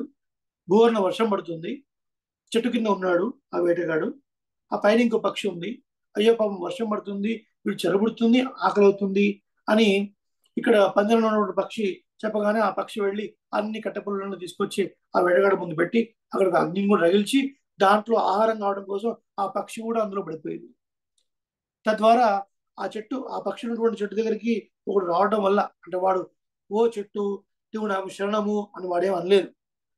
అయినా సరే వాడు మన దగ్గరకు వచ్చాడు, వాడిని కాపాడాలి అనే ఉద్దేశంతో ఒక పక్షి పంజరంలో ఉన్నప్పటికీ కూడా ఆ పక్షి వెళ్ళి ఆ కట్టెపుల్లలు తీసుకొచ్చి వాడికి అగ్ని రగిల్చి వాడు చలి చక్కగా కాపి వాడికి ఆహారం కూడా ఆ పక్షి అందులో ఆహుతైపోయి ఆహారం కూడా అయిపోయింది కదా అన్న కపోత వృత్తాంతాన్ని ఇవన్నీ చూపించాడు రామచంద్రుడు. చెప్పి మరి ఇవే ఇలా గొప్ప ఆశ్రిత వాత్సలు కలిగినప్పుడు మొన్న అవతారం దేనికి, నేను ఎందుకు వచ్చాను? ఆశ్రిత రక్షణమే కదా, ప్రపంచ రక్షణము, శరణాగత రక్షణము, దానికోసం వచ్చాను. కాబట్టి అంటే ఈ శరణాగతి చేస్తున్నటువంటి వాడు సకృతేవ అంటే ఇందాకే మనం అనుకున్నాం, ఇవన్నీ పడి దండాలు పెడుతున్నాం కదా, మరి ఎందుకు కాపాడట్లేదు అంటే ఈ భావంతో మనం పెడుతున్నామా ఆలోచించాడు. నీవే దిక్కు, నీవు కాదని నీకు ఉపాయం లేదు అంటున్నావా? ఏదైనా చిన్ని కష్టం రాగానే ఫలానా ఊర్లో అట ఫలానా దేవుడు అట టకటగా టకటగా టకటగా రాలిస్తున్నట్ట అనగానే పరిగెత్తుకుంటూ వెళ్ళి అక్కడ ప్రదక్షిణాలు చేసి పసుపు కొమ్ములు కట్టి ఇంకేదో కొట్టి సమర్షణ పరలో అయ్యాం. మనం ఇంకొకటి ఆరాధన చేయొచ్చునా లేదా? ఏ ఆలోచన లేకుండా ఎవడైతే చెప్తాడు వెళ్తున్నావా లేదా? ఆ దృఢమైన అధ్యావసాయం ఉందా మనకి? అది మనమే ప్రశ్నించుకోవాలి. అలా పెట్టే నమస్కారం ఇందాక చెప్తున్నాం. జలయతి ఇది అంజలి. అంజలి పరమాముద్ర క్షిప్రం దేవప్రసాదిని. ఈ భావంతో నీవే దిక్కు, నువ్వు కాదంటే ఇంకొక గతి కూడా లేదు అన్న భావనతోని ఆ శరణాగతంతో మనం అక్కడ నమస్కారం చేస్తే చాలు. ఒక్కసారి చేస్తే చాలయా అన్న. మళ్ళీ ఒక ప్రశ్న ఇక్కడ, ఏమని విభీషణుడు మరి అంతకుముందు వచ్చినప్పుడు రాఘవాయ శరణంగత అని అన్నాడు, సర్వలోక శరణ్యాయ అని పలుమార్లు శరణం అన్నాడు కదా. ఇక ఒక్కసారే చెప్పబడింది కదా, ఒక్కసారే చాలయా. కానీ ఇక్కడ రాముడు ఎక్స్ప్లెనేషన్ ఇస్తున్నాడు. ఇది నాకు కూడా వినపడాలి కదా, నీకు చెప్పాడు నాకు కూడా వినపడేట్లుగా ఆయన యొక్క అధ్యావసాయాన్ని ప్రకటిస్తున్నాడు విభీషణుడు. కాబట్టి 2-3 సార్లు నమస్కారం శరణం అంటూ తప్పేం లేదు. కానీ శరణాగతుడు ఒక్కసారి నమస్కారం ఇస్తే చాలు. మన సాంప్రదాయంలో కూడా ఏంటి అంటే మనం దానిలోకి ఎక్కువ పోవద్దు, జస్ట్ ఒక బ్రీఫ్ చెప్తున్నాను. తెంగళే సాంప్రదాయంలో మనకి నమస్కారం ఒకసారి ఉంది, వడగాలిలో 2 సార్లు ఉంది. ఇక మిగతా సంప్రదాయాల్లో పడి పడి నమస్కారం చేస్తారు, వేరే విషయం. మన సంప్రదాయంలో మాత్రం ఒకటేసారి నమస్కారం, వన్స్ అంతే.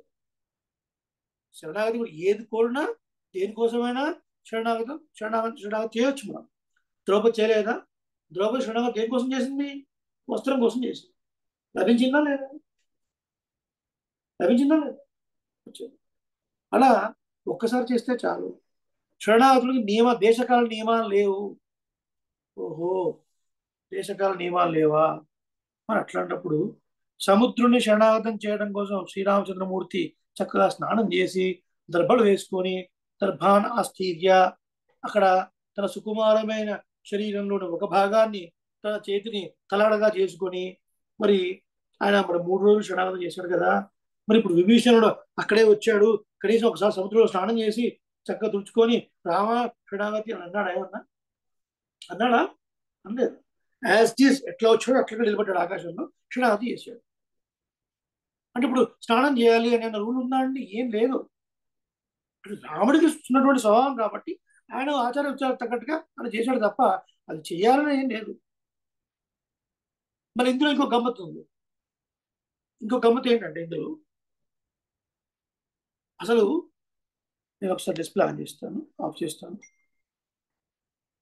ఈ షడాతత్వాన్ని ఒకసారి మనం పరిశీలించి చూస్తే కొంచెం ఆశ్చర్యం అనిపిస్తుంది. విభీషణుడు లంక నుంచి ఇక్కడికి వచ్చి సముద్ర తీరంలో 4 రాక్షసులతో ఉన్నాడు. ఆ 4 కూడా సింబాలిక్కే.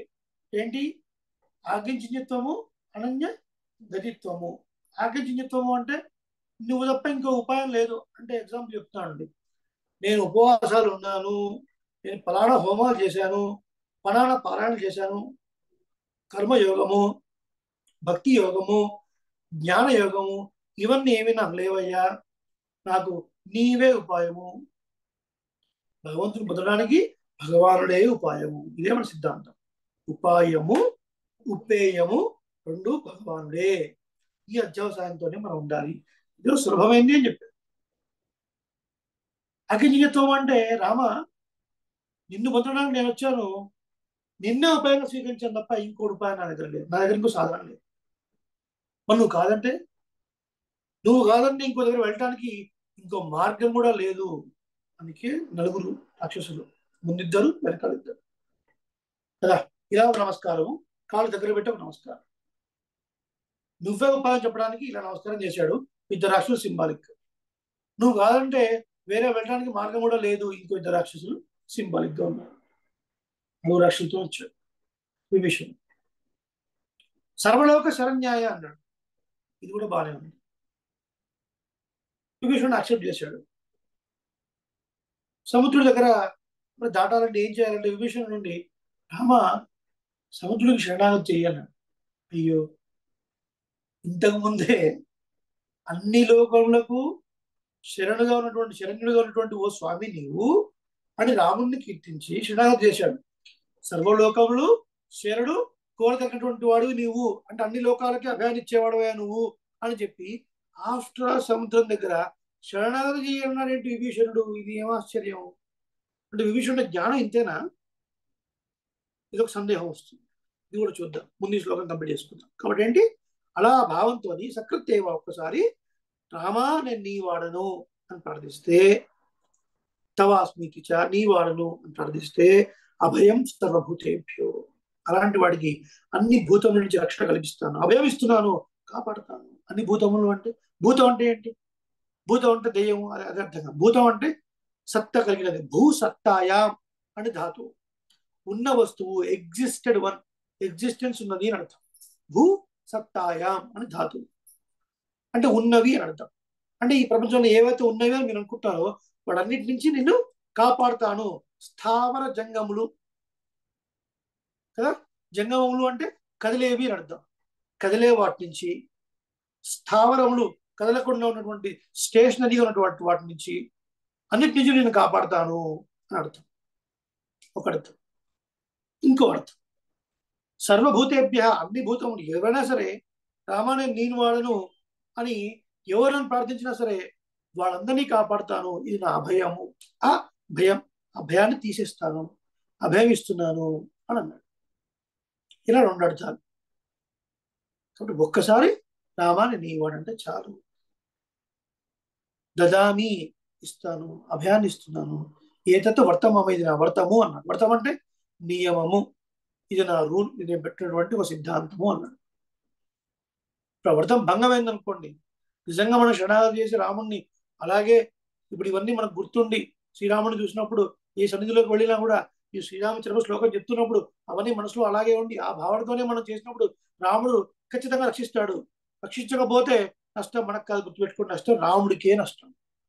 ఎందుకు? ఆయన వ్రతం అన్నాడు, ఇది నా నియమం అండి అన్నాడు. మీరే ఇంట్లో ఏదో వ్రతం చేస్తున్నారు, అట్టహాసంగా 500 మందిని పిలిపించారు, అందరికి అరటాకుల్లో భోజనాలు అని స్వాములను ఏర్పాటు చేశారు, అందరిని కూర్చోబెట్టి చేసేద్దామని. కరెక్ట్గా వ్రతంలో కూర్చోగానే ఎవడో ఒకడు వచ్చాడు, ఒక వార్త చెప్పాడు, మీకు మైలా, మీకు మైలా అన్నాడు. వ్రతం చేస్తామా? క్యాన్సిల్. 13 రోజులు అయిపోయిన తర్వాతనే ఆ సుత్తి ఓడిపోయిన తర్వాత మళ్ళీ వ్రతం చేయాలి. వ్రత భంగం అయితే ఎవరికి నష్టం? యజమానికి నష్టం. ఇప్పుడు ఈ మాట ఇచ్చి తప్పితే నష్టం ఎవరికి? రాముడికి. రాముడు తప్పుతాడా? రామో ద్విర్నాభిభాషతే, 2 మాటలు మాట్లాడేవాడు కాదు రాముడు, ఒకటే మాట. కాబట్టి ఇది అధ్యావసాయం. ఈ అధ్యావసాయం మనకు కలగాలి అని మన పెద్దలందరూ చాలా అద్భుతంగా దీన్ని వ్యాఖ్యానం చేశారు ఈ శ్లోకాన్ని. ఆ వ్యాఖ్యానంలో కొంత భాగాన్ని మనం సేవించుకున్నాం. అది కూడా వాణి గారి పుణ్యమా, వారు అడగటం, మనం ఒకసారి ఇందులో కలవటం, ఇవన్నీ మనం తెలుసుకున్నాం. దీని ద్వారా సూక్ష్మంగా శరణాగతి అంగాలు, ఈ 6 అంగాలు, ఆ 6 అంగాలు విభీషణ శరణాగతిలో చాలా స్ఫుటంగా కనిపిస్తున్నాయని, దోషాలు ఉన్నప్పటికీ కూడా వాటిని నేను స్వీకరిస్తాను అని చెప్పడం, ఈ మహాత్ముల యొక్క గొప్పతనము అని శ్రీరాముడు అనటము. అలాగే సుగ్రీవుడికి, ఏ సుగ్రీవా, ఒక్కసారి నేను నీ వాడను అని, రామాయణ నీ వాడను అని ఎవరైనా ప్రార్థిస్తే వాడికి అన్ని భూతములు అన్ని నుంచి రక్షిస్తానయ్యా నేను అని శ్రీరాముడు మాట ఇచ్చాడు. శ్రీరామణ సారం. విభీషణుడి శరణాగతి కోసమే ఇన్ని కాండలు వచ్చాయి. సింపుల్. భగవద్గీత 7 శ్లోకాలు ఎందుకు వచ్చాయి? అర్జునుడికి ఈ శ్లోకం చెప్పడం గురించి. ఏ శ్లోకం? సర్వధర్మాన్ పరిత్యజ్య మాం ఏకం శరణం వ్రజ అహం త్వా సర్వభూతేభ్యో దదా భూతేభ్యో కాదు, సర్వధర్మాన్ పరిత్యజ్య మామేకం శరణం వ్రజ మాశుచ 7వ అన్నాడు. మోక్షయిష్యామి మాశుచ, నేను మోక్షం ఇస్తాను అన్నాడు. ఇది ముందే చెప్పొచ్చు కదా, దీనికోసమే మొత్తంగా గీత శ్లోకం నడిచింది. ఇది ముందే చెప్పొచ్చు కదా అంటే, అలా చెప్తే ఎలా ఉంటుంది? ముందు కర్మయోగం, జ్ఞానయోగం, భక్తి యోగం ఇవన్నీ చెప్పి, ఇవన్నీ విని, కృష్ణ ఇవన్నీ నా వల్ల కాదు ఇది చేయడం. మనం అనుకుంటాం భక్తి వేరు, భక్తి యోగం వేరు. యోగం అంటే ఉపాయం, పరమాత్మ చెప్పిన ఉపాయం. సాధన సప్తకము అని ఉంటుంది భక్తి యోగంలో. మళ్ళీ 7 అంగాలు ఉంటాయి. ఒక్కొక్క దాంట్లో మళ్ళీ కొన్ని డివిజన్స్ ఉంటాయి. అవన్నీ మనం ఫుల్ఫిల్ అవ్వాలి. క్రైటీరియా ఫుల్ఫిల్ అయితే భక్తి యోగంలో మనం ఉన్నామని అర్థం. అవన్నీ తెలుసుకుంటే అందులో 0.00001% కూడా మనం లేము అని అర్థం అవుతుంది. కాబట్టి మనం దాని గురించి తెలుసుకోవట్లేదు. మనం దేవుని తెలుసుకుంటూ సులభమైన ఉపాయము శరణాగతి, సులభమైన ఉపాయము. ఈ అధ్యావసాయం మనలో కలగాలి. ఇది శ్రీరామచంద్ర శ్లోకం అన్నారు. ఇప్పుడు 5 నిమిషాల్లో మనం దీన్ని ముగించుకుందాం. కరెక్ట్గా 5 నిమిషాలు. శ్రీరాముడు విభీషణుని అంగీకరించాడు, ఉపాయం లోపలికి వచ్చాడు. శ్రీరాముడికి లోపల ఒక వెలితి, ఒక బాధ. అయ్యో పాపం, చాలాసేపు అతన్ని వెయిట్ చేయించాల్సి వచ్చిందే కదా. రక్షణతో వచ్చాడు, అంతరిక్షంలోనే ఉన్నాడు. ఇప్పుడు వీళ్ళందరూ మంత్రాలు జరిపి అవంతా స్టోరీ అంతా జరిగిన తర్వాత అప్పుడు ఆయన తీసుకొని రమ్మన్నాడు. ఆయన తీసుకొని రమ్మని పంపించింది ఎవరు? రాముడు పంపించాడు. ఎవరిని పంపించాడు? సుగ్రీవుడిని పంపించాడు. సుగ్రీవుడు పంపిస్తున్నాడు. సుగ్రీవుడు వెళుతూ ఉంటే మళ్ళీ సుగ్రీవుడు ఒకసారి ఇక్కడ రాదు, తక్కువ తిరిగాడు. రాముడు ఏమైనా మనసు మార్చుకున్నాడేమో ఎదురుకొచ్చి. ఏమయ్యా, ఎదివా రావణ స్వయం. తీరానికి వెళ్ళిన తర్వాత, రామా, నేను విభీషణుడు అనుకున్నాను కానీ రావణాసుడే వచ్చాడయా అని నువ్వు మళ్ళీ తిరిగి నా దగ్గరికి వస్తావేమో. అలా రాకయ్యా, వచ్చినవాడు విభీషణుడే కానీ రావణాసుడే కానీ తీసుకొని రావడం లోపలికి. అంతటి కరుణామూర్తి. రిపూణామపి వత్సల అని రాముడికి పేరు. ఏం పేరు? రిపూణామపి వత్సల అంటే శత్రువుల మీద కూడా వాత్సల్యాన్ని చూపించేవాడు. ఎంత గొప్ప గుణం అండి శ్రీరాముడి గుణం అంటే. రామ అంటేనే ఆనందం, రామ అంటే సౌశీల్యం. వెళ్ళాడు. తీసుకొని వచ్చిన తర్వాత విభీషణ్ కూర్చోబెట్టినాడు. విభీషణ అని విభీషణుని యొక్క బాధంతా తీరేట్లుగా కళ్ళతోనే విభీషణ్ కళ్ళలో చూసి ఆయన దుఃఖానంతా త్రాగేసినట్టుగా ఆయనకు ఆనందం కలిగించాడు శ్రీరామచంద్రమూర్తి. జస్ట్ ఇమాజిన్, విభీషణుడు వచ్చి రాముడు పక్కన కూర్చున్నాడు. ఇంత అద్భుతంగా ఉంటుంది రాముడి పుంసాం దుష్టు చిత్తాపహ. శ్రీరామాయణంలో లేని ఒక విషయము కంబరామాయణంలో ఒక విషయాన్ని రసోక్తి కోసం చెప్పుకున్నాం. కంబరామాయణంలో కంబనాటాళ్వాన్ అని అంటారు. మన పూర్తి పేరు మనకు తెలియదు, కానీ ఆ శ్రీరంగంలో ఆ స్తంభం దగ్గర కూర్చొని వారు రాశారు. మేటలియ సింగర్స్ అని దగ్గర కూర్చొని రాశారు కాబట్టి కంబనాటాళ్వాన్ అని ప్రసిద్ధి. వారు ఒక భాషలో చెప్పారు. విభీషణ కూర్చోబెట్టుకుని అంటున్నాడు రాముడు, విభీషణ అసలు నేను ఈ వనవాసానికి ఎందుకు వచ్చాను తెలుసా? ఆ రామ ఎందుకు వచ్చావు? నేను నీకోసమే వచ్చాను. ఏ రామ, మరి వినేవాళ్ళు ఉంటే చిన్న చిన్న పూలు పెట్టొచ్చు కదా, కనకాంబరం పూలు, మల్లె పూలు చిన్న చిన్నవి పెట్టొచ్చు కదా, మరీ కాలీఫ్లవర్ పెడితే ఇలా అన్నట్టుగా చూసాడు విభీషణుడు. అలా అనలేదు, చూశాడు. క్లారిఫై చేస్తున్నాడు రాముడు. ఏమంటున్నాడు?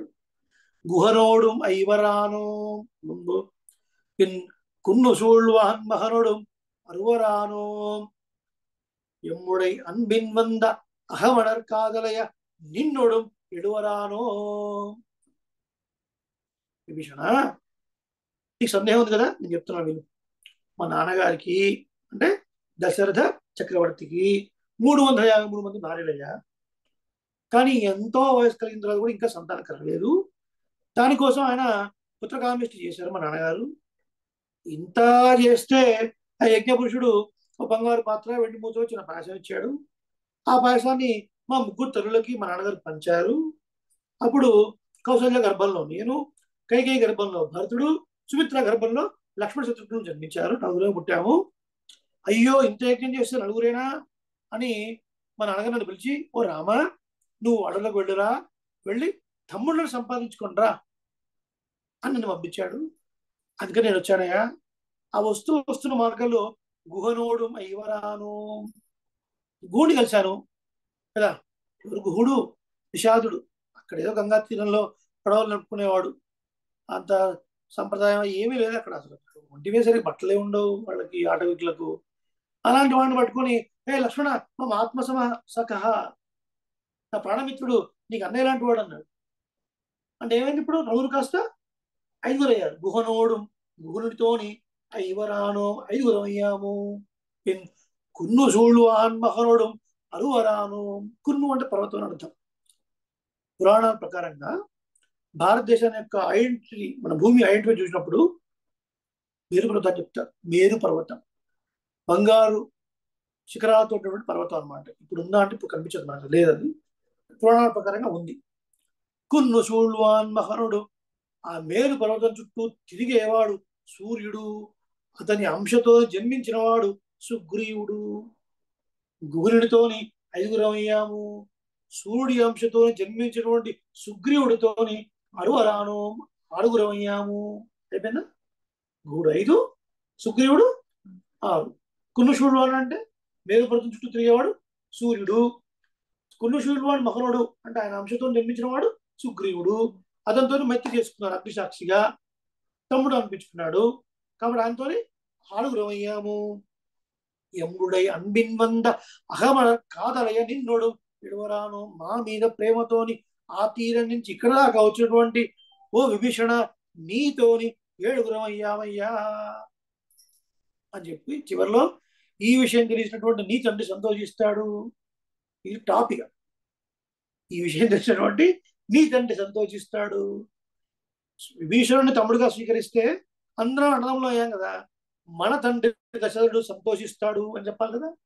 నీ తండ్రి సంతోషిస్తాడు అంటే ఎంత ఓనర్షిప్ ఇస్తున్నాడు చూడండి రాముడు. అందుకనే ఒక వ్యాసం కూడా వచ్చింది, ఇటీవల పత్రికలో రాశాను. భగవంతుడు వైపు ఒక అడుగు మనం వేస్తే 10 అడుగులు మన వైపు వేస్తాడు భగవంతుడు అన్న విషయాన్ని ఒక్కాడిస్తుంది. అంతటి గొప్ప పరమాత్మ అలా అన్నాడు. మరి ఇప్పుడు విభీషణుడు ఎందుకండి మరి సముద్రుడి దగ్గర శరణాగతి చేయమన్నాడు? చూద్దాం, తర్వాత చూద్దాం. ఇంకా సీతా చరమ శ్లోకం కూడా ఉంది, వరాహ చరమ శ్లోకం కూడా ఉంది. ఇవి కూడా మనం యథాశక్తి సమయాన్ని బట్టి ఆ 2 కూడా సేవిద్దాం. ప్రస్తుతానికి ఇప్పుడు ఈ సెషన్ మనం ఇంతతోనే ముగించుకుందాం. ఇలా శ్రీరాముడి పట్ల అధ్యవసాయాన్ని కలిగి శ్రీరామచంద్రమూర్తి ఆ పరమాత్మ మన యందు ఎంత ప్రీతితో ఉన్నాడో మనకి ఈ దృష్టాంతం ద్వారా తెలిసింది. కాబట్టి మనసు నిండా పరమాత్మను నింపుకొని ఎప్పుడు ఏ సన్నిధికి వెళ్ళినా కూడా శ్రీరామచంద్ర శ్లోకం సేవిస్తూనే ఈ అర్థాలన్నీ మన మనసులో భావించి అంతటి వాళ్ళని కూడా రక్షించిన స్వామి మనల్ని రక్షించడా? అసలు అసలు ఆ శంక, ఆ డౌటే మనకు అక్కర్లేదు. అలా ఉందా? అలా విశ్వాసం పెట్టుకుందాం. స్వామి ఎందుకు ఆయన మన కోసం ఈ అవతారం తీసుకున్నాడు, మన కోసం ఈ మాట చెప్పాడు, మనలో విశ్వాసం కలగడం కోసం మాట చెప్పాడు.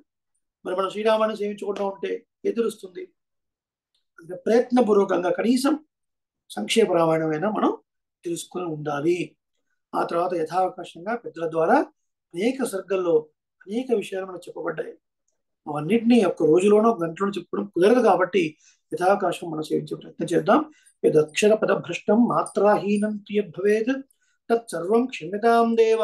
నారాయణ నమోస్తుతే కాయన వాచ మనసేంద్రియైర్వా బుద్ధ్యాత్మనా వా ప్రకృతి స్వభావాత్ కరోమి యద్యత్ సకలం పరస్మై నారాయణాయేతి సమర్పయామి. సర్వం శ్రీకృష్ణార్పణమస్తు. మంగళాశాసనమరైః మదాచార్య పురోగమైః సర్వైశ్చ పూర్వైరాచార్యైః సత్కృతాయాస్తు మంగళం.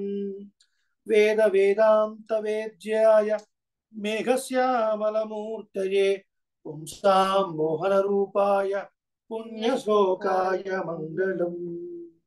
స్వస్తి. అనేక మంగళాశాసనాలు అందరికీ అడ్మిట్ చేస్తున్నాను. ఎవరికైనా ఏదైనా సందేహాలు ఉంటే అడగచ్చు. శ్రీమతే రామానుజాయ నమః. అడియన్ రామానుజాచి స్వామి గారండి, అడిగిన రామానుజాసనం చాలా చాలా బాగా వర్ణించారు. అసలు అసలు ఇమాజినేషన్ తీసుకెళ్ళిపోయారు. ఆచార్య కటాక్షం.